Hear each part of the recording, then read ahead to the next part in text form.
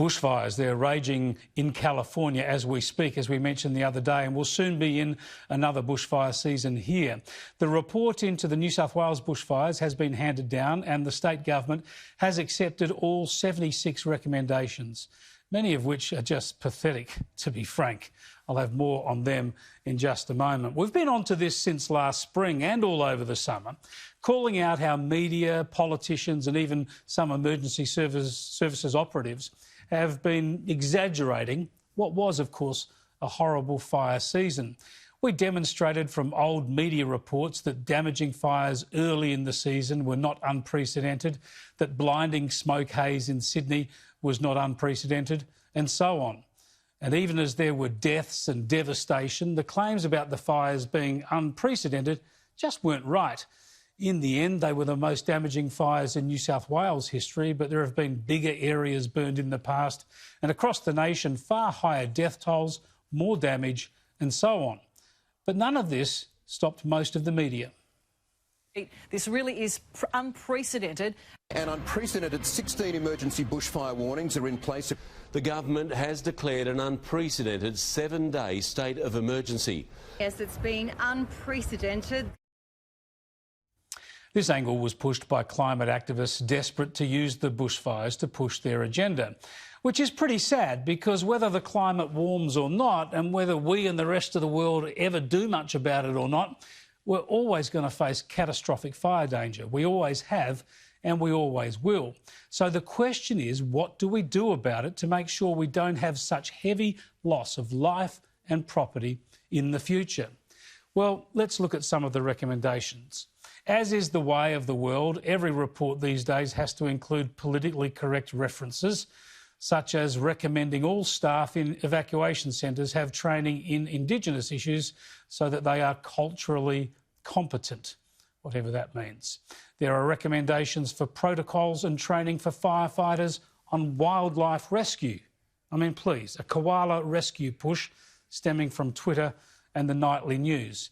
And even a plug for the ABC, suggesting government money should be spent on signs telling people how to find the ABC radio on their dial. There was little focus on climate change, which is a relief because, as I've been saying since way back in spring when activists started to invoke bushfires in their cause, the facts are obvious. First, nothing Australia does will alter the climate, so it's out of our control.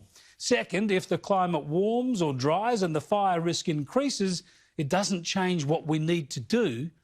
And third, we've always faced this terrible threat and we always will, so dealing with it is the imperative, regardless of any vagaries according to climate. So the report recommends some practical support that could be useful. Better aerial support for bushfire fighting, better equipment for firefighters around the state. This stuff is practical and sensible up to a point.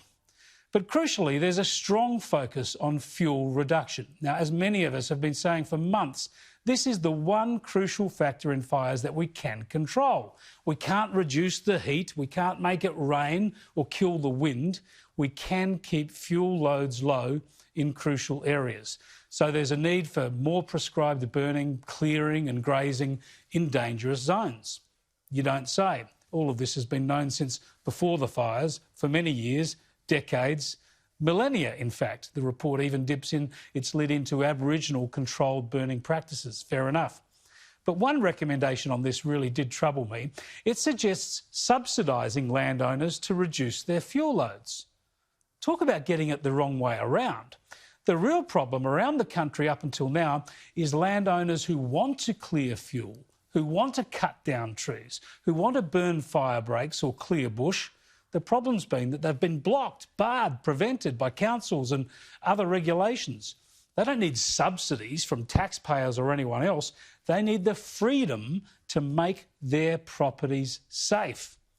And just on that, the other key point here that I don't think the report focuses on enough is personal responsibility. If you build a house on top of a scrubby or a woody ridge, no one can save your home in a bad fire. No one should be asked to risk their lives trying to do so. Houses built right up against bushland, homes built out over steep slopes or on top of these hills, these can't be defended ever. if there are dry, hot and windy conditions. People need to be educated about how severe bushfires behave. Not slow, cold, flat fires on calm days, but the firestorms you'll see every now and then at the end of a drought that are unstoppable. Unless you've cleared areas, significant areas around your house, especially on the downhill slopes, you cannot hope to be spared. It's that straightforward. People need to be educated about the threat and how to make their property safe, because there's no way you can have fire trucks and helicopters at every house. Make your house bushfire safe. It's your responsibility, nobody else's. Let's go to one of the authors of that report now, the Chief Scientist in New South Wales, Professor Mary O'Kane.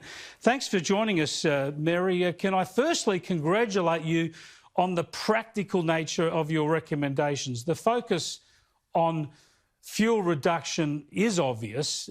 It needs to be relentless, of course. It needs to be focused on every fire season, and it needs to be strategic.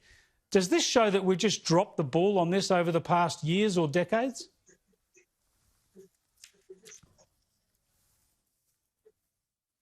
No, I think we know about it. And I'd like to make a really strong point that hazard reduction is not the complete answer.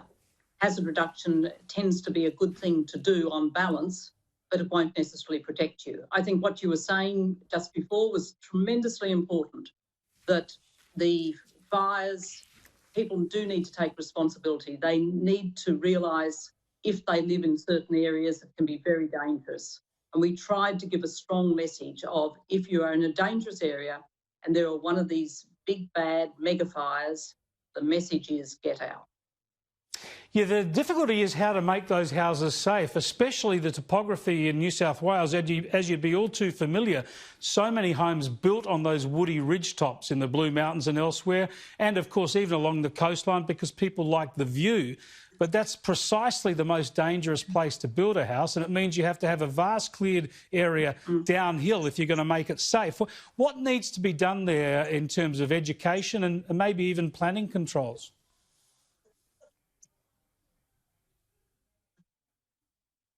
Well, we've actually made 2 recommendations on planning controls and said, like the planning controls with regard to flood, that it needs to be much more strategic planning to make sure certain areas are identified as fire prone and certain requirements are made there.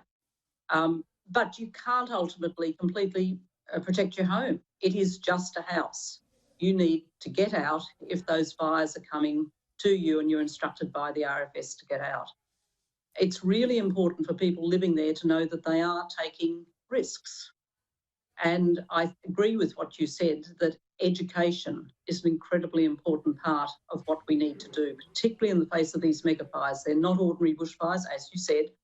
They're very different, they're very, very dangerous, and they're likely to come again.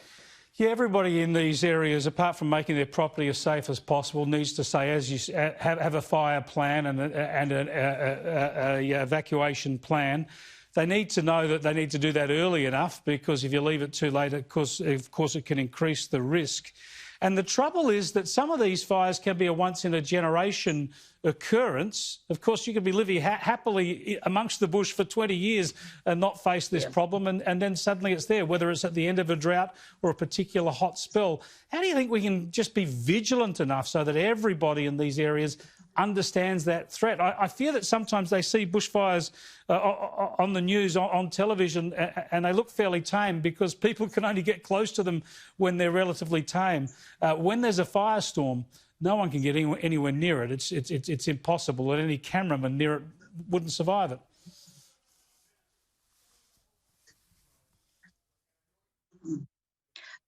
I think education is the key. Just as we've educated ourselves, I think, very well about sun damage and the dangers of being sunburnt and slip, slop, slap and all of that, I think we need to make sure right at the school level we teach kids about these dangerous fires and that they are a part of living in Australia. And so that people understand they're dangerous and understand what you need to do if there is one near you or someone that you care about.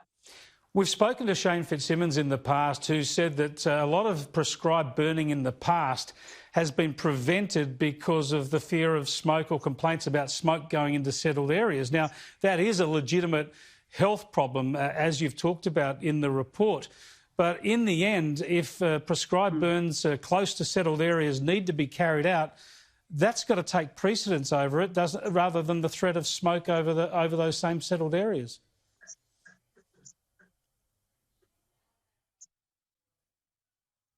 I think we need to be very careful about making sure that people know what to do if they can be smoke affected, and we need to make sure we tell people if they're likely to be smoke affected. So this is sort of back to the slip, slop, slap analogy. People need to learn what to do, how to protect themselves indoors and so on, and we need to make sure there's very good warning systems about the smoke. But there's also other ways of doing hazard reduction besides burning. And so there's possibilities of cutting and mowing and things, as is typically done by, for example, the roads authorities. So I think it's a mixture of doing a range of things, but people do need to understand that smoke can be very dangerous and know what they need to do for themselves, particularly if they're at particular risk because of existing conditions. Yeah, as you mentioned, there are those physical methods of clearing area. You can have grazing, you can have grading, you can have clearing of bushland. There are environmental issues there, of course, and there are personnel and cost issues. Do you think that we're prepared to deal with both of those, especially on those urban fringes?